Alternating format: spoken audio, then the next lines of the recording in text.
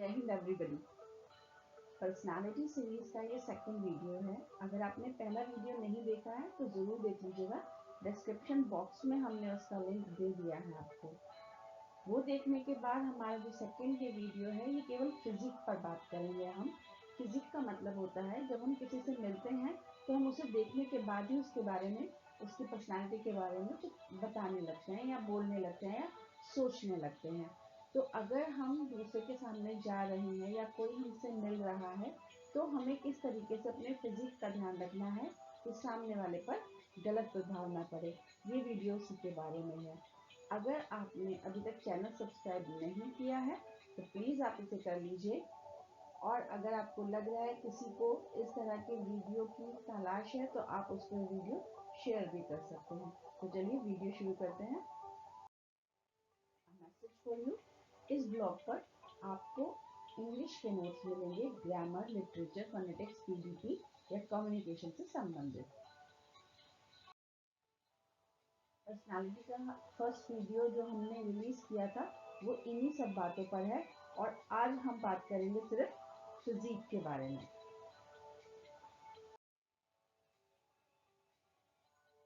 अगर हम फिजिक की बात कर रहे हैं तो यहाँ पर हम दो चीज़ों का ध्यान रखेंगे, एक बॉडी लैंग्वेज का और दूसरा ड्रेसेस का।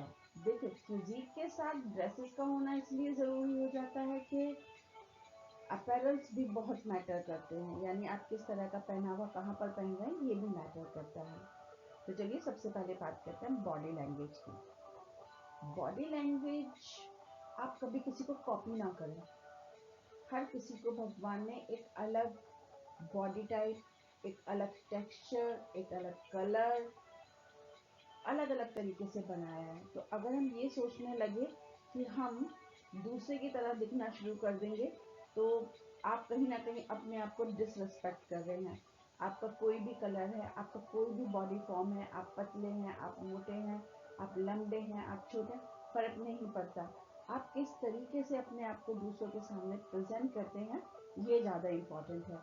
तो बॉडी लैंग्वेज का सबसे पहला पार्ट क्या आएगा, अपने आप को रिस्पेक्ट करिए, अपनी बॉडी का जो टाइप है उसको रिस्पेक्ट करिए और वहाँ पर जो आप बेस्ट कर सकते हैं दूसरों के सामने अपने आप को प्रेजेंट करने के लिए वो आप करिए। But do not compare yourself to others. ये सबसे बुरा पार्ट हो जाएगा बॉडी लैंग्वेज का। अब दूसरी बात जो आती है वो आती है फेस एक्सप्रेशंस की। हमारे बॉडी लैंग्वेज में सबसे ज़्यादा इम्पॉर्टेंट हो जाते हैं हमारे फेस एक्सप्रेशंस। तो एक्सप्रेशंस बनावटी नहीं लगने चाहिए। अगर आप दुखी हैं तो दुखी लगने चाहिए, अगर आप खुश हैं तो खुश लगने चाहिए। यानी कि फेशियल एक्सप्रेशन जब कभी भी बनावटी होंगे वो बहुत ऑड लगते हैं और सामने वाले को पता चल जाता है कि आप वाकई में सच्चाई नहीं दिखा रहे हैं। लेकिन सही समय पर सही फेशियल एक्सप्रेशंस का होना ज़रूरी है। नेक्स्ट आता है बॉडी मूवमेंट। अब बॉडी मूवमेंट में बहुत सारी चीज़ें आती हैं, जैसे नोडिंग यानी गर्दन का हिलाना, हाँ या ना में, कंधे का झटकना, जैसे कभी कभी हम कंधे उचकाकर बात करते हैं तो ये भी बॉडी मूवमेंट का एक हिस्सा हो जाता है। तो बॉडी मूवमेंट्स को आपको कंट्रोल में रखना होता है और समय समय पर इनका उपयोग करना भी ज़रूरी है। तो आप याद रखिएगा, जब आप बोलें यानी बात करें तो अपने बॉडी को मूवमेंट में ज़रूर लाएं। ऐसा ना हो आप रोबोट की तरह सीधे खड़े हुए हैं, कोई आपसे बोल रहा है तो जब आप सुन रहे हैं तब भी आपको अपने बॉडी के मूवमेंट करने हैं, जैसे नोडिंग हो गया, श्रगिंग हो गया, हाथों पैरों से हो गया, तो इशारा हो जाता है, या फिर फेशियल एक्सप्रेशन से आप उसको समझा सकते हैं कि आप उसकी बात समझ रहे हैं। अब इसके बाद आता है पोस्चर। पोस्चर का मतलब होता है किस तरीके से आप खड़े हैं या बैठे हुए हैं। ये बहुत मैटर करता है। सपोज करिए कोई आपसे बात करना चाह रहा है और आप अपनी कुर्सी पर पसर कर बैठ गए बिल्कुल, तो ये बहुत खराब लगता है। अगर कोई व्यक्ति आपके सामने ऐसा कर रहा है तो समझ लीजिए कि वो कहीं ना कहीं आपसे बात करने में इंटरेस्टेड नहीं है, अगर ये एक फॉर्मल इन्वायरमेंट चल रहा है। तो फॉर्मल में बैठने का तरीका, फॉर्मल में खड़े होने का तरीका उससे बिल्कुल अलग होता है जो हम रोज़मर्रा अपने घर में खड़े होते हैं या उठते हैं या बैठते हैं। तो इस बात का भी हमें ध्यान रखना है कि हमारा पोस्चर स्ट्रेट हो और इम्प्रेसिव हो, कंधे तने हुए हो, हमारी बैकबोन बिल्कुल सीधी हो, चलते समय हमारे मूवमेंट यानी लेग्स जो है वो सही तरीके से पड़ रहे हैं, ताकि हमारा चलना जो है वो बिल्कुल भी खराब ना लगे। तो पोस्चर का बहुत ध्यान रखना है आपको। अब आ जाता है इसके बाद जेस्चर्स। जेस्चर में जनरली इशारे आते हैं, चाहे वो फेशियल एक्सप्रेशंस के थ्रू हों या फिर हाथों के द्वारा हों। तो जेस्चर्स का अपना एक अलग टोन है, अपनी एक अलग लैंग्वेज होती है। जेस्चर्स बहुत ज़्यादा वाइल्ड नहीं होने चाहिए, यानी दूसरों को परेशान करने वाले इशारे आप बिल्कुल भी ना करें। ये आपकी पर्सनालिटी में नेगेटिविटी जोड़ देते हैं। और अगर आपके जेस्चर वेलकम वाले हैं, यानी आप किसी की सहायता करना चाहते हैं, या आप अपने हाव भाव से आप दूसरे को ये बताना चाहते हैं कि आप उनकी रिस्पेक्ट कर रहे हैं, तो ये आपको ज़रूर करना है। क्योंकि बॉडी लैंग्वेज का ये पार्ट सबसे इम्पॉर्टेंट है कि आप दूसरे को ये याद दिलाएं कि हाँ, हम आपको सुन रहे हैं, हम आपको समझ रहे हैं। और यही चीज़ आप इशारों से उन्हें समझा सकते हैं जब आप दूसरों की बात सुन रहे हैं। अब लास्ट में आता है हैप्टिक्स। हैप्टिक एक तरह की लैंग्वेज होती है। अभी तक जो आप कर रहे हैं वो सिंगल बॉडी पर कर रहे हैं, यानी अपनी बॉडी पर उसको आप दिखा रहे हैं। चाहे वो बॉडी टाइप की रिस्पेक्ट करना हो तो आप अपनी बॉडी के साथ ये कर रहे हैं, अपनी बॉडी का रिस्पेक्ट कर रहे हैं।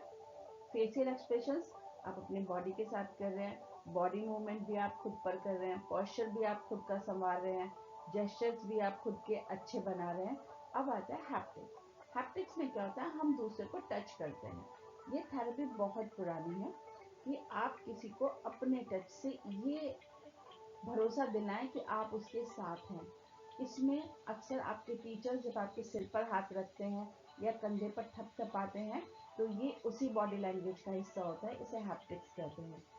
आपको याद है कि आपके सिर में दर्द होता है तो जब आप बाम लेते हैं तो बाम को बीच वाली 2 उंगलियों से सिर पर रगड़ा जाता है। ये सबसे पहली वाली उंगली को आप बिल्कुल भी टच नहीं करते हैं। ये भी थेरेपी का एक हिस्सा है, इसे हैप्टिक्स बोलते हैं। ये बॉडी लैंग्वेज में भी आता है। तो याद रखिएगा, बॉडी लैंग्वेज आपकी उतनी ही इम्पोर्टेंट है जितने की शब्द इम्पोर्टेंट है। अब बॉडी लैंग्वेज समझने के बाद हम आएंगे ड्रेसिंग सेंस पर। अगर हमें ये पता है कि हमारा बॉडी टाइप क्या है, अगर हमें ये पता है हम पर क्या सूट करता है, तो थोड़ा आसान हो जाता है अपने आप को कैरी करना। ड्रेसिंग सेंस में याद रखिए, जूते से लेकर और सिर के बालों का स्टाइल तक आता है। ड्रेसेस का मतलब केवल ये नहीं है कि आपने कपड़े पहने और हो गया, उसमें सब कुछ आता है। आपका इवन नेल्स का जो कलर आप लगाते हैं वो भी ड्रेसिंग सेंस के अंदर आता है। और आपके नेल्स जो हैं बड़े हुए हैं, अनटाइडी हैं, ये सब चीज़ें भी ड्रेसिंग सेंस में काउंट होती हैं। तो सबसे पहले बात करेंगे क्लीनलीनेस की। जो भी कपड़ा आप पहने बिल्कुल साफ पहने, प्रेस हो, वेल क्रीज्ड हो, और आपके नेल्स, आपके बालों की कटिंग, ये सब बिल्कुल दुरुस्त मतलब सही होना चाहिए, इम्प्रेसिव होना चाहिए। ऐसा ना हो कि एक बहुत कूल लुक देने के लिए आप कुछ ऐसा हेयर स्टाइल अपना लें जो उस वातावरण को सूट ना करता हो जहाँ पर आप जा रहे हैं। और आपको पता है हेयर स्टाइल आप एक बार बनवा लेते हैं तो उसके बाद उसे वापस पहली हेयर स्टाइल में लाने में टाइम लगता है, क्योंकि ऐसी चीज़ नहीं है कि आपने पहनी और बदल दी। इसलिए ध्यान रखिए आप क्लीनलीनेस का, कि आप जो भी पहने या जो भी आपके पास अटायर है वो बिल्कुल साफ होना चाहिए। और बॉडी क्लीनलीनेस पर भी आप ध्यान देंगे ड्रेसिंग सेंस के साथ साथ, जैसे नेल्स पर और बालों पर। अब आता है कि अगर हमने एक ड्रेस अच्छा सा चुन लिया, तो वो कौन सा ड्रेस होगा जिसे पहनकर हम सबसे अच्छे लगेंगे। तो आपको बता देते हैं कि ड्रेस ना कोई खराब होता है और ना ही बहुत अच्छा होता है। ड्रेस हमेशा ओकेजन से मैच करना चाहिए, किस मौके पर आप पहन रहे हैं। ऐसा नहीं है कि स्विमिंग कॉस्ट्यूम जो है वो स्विमिंग पूल के अलावा कहीं भी आप पहनकर घूम सकते हैं, या फिर नाइट गाउन या नाइट ड्रेस को आप दिन के समय पहनकर घूम रहे हैं, ऐसा नहीं हो सकता। इसलिए सारी ड्रेसेस बहुत अच्छी होती हैं, बस आप ये देखिए उन्हें कब कहाँ कैसे पहनना है।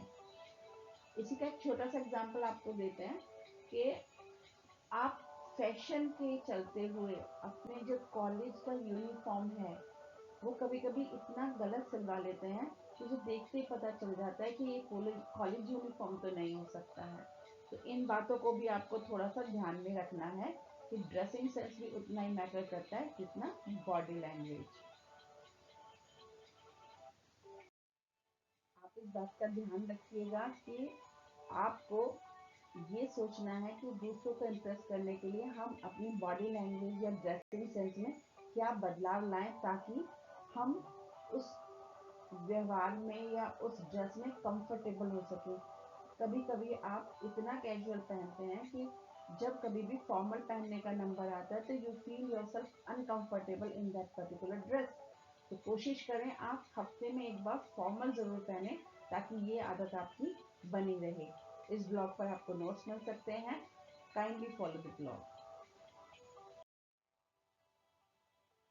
आई होप आपको पता चल गया कि आपको अपने बॉडी लैंग्वेज पर कैसे काम करना है और ड्रेसिंग सेंस पर कैसे काम करना है। नेक्स्ट वीडियो हम वॉइस पर लेकर आएंगे कि किस तरह की वॉइस दूसरों को अट्रैक्ट कर सकती है या आपको दूसरों की नज़रों में इम्प्रेसिव बना सकती है। ध्यान रखिए आपकी बॉडी लैंग्वेज को अगर आप सही इस्तेमाल करते हैं तो ये समझ लीजिए आपकी आधी जो परेशानी है दूसरों से इंटरेक्शन करने की वो बिल्कुल खत्म हो जाती है। Thanks for watching this video till end. Kindly like it, share it and comment to us if you like it. Secondly, आप इस वीडियो को ज़्यादा से ज़्यादा स्टूडेंट तक शेयर करें ताकि वो अपनी बॉडी लैंग्वेज पर काम कर सकें और समझ सकें कि किस तरह की बॉडी लैंग्वेज उन्हें इस प्रयोग में लानी है, किस तरह की नहीं लानी है। Thank you very much once again. जय हिंद।